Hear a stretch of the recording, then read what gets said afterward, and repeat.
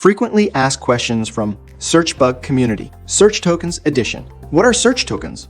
Search tokens are a micropayment system for any instant online people search or lookup. Each search tokens is worth 1 cent. It also allows us to offer searches that cost as little as 50 cents by avoiding high credit card processing fees for each transaction. Do I need to purchase search tokens to use Searchbug? Search tokens are required for any instant online search or lookup. Most of these searches are under the Find People and Lookups tabs on the top navigation bar.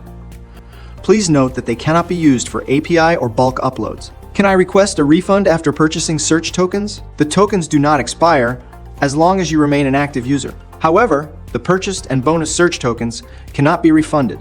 If you close your account, or if your account is terminated due to a violation of the Searchbug terms of service, any unused tokens will be forfeited.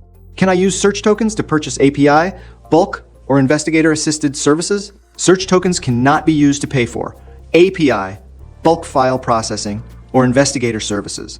API, bulk uploads, and investigator-assisted searches are charged to the payment method on file with your account. Got more questions about search tokens?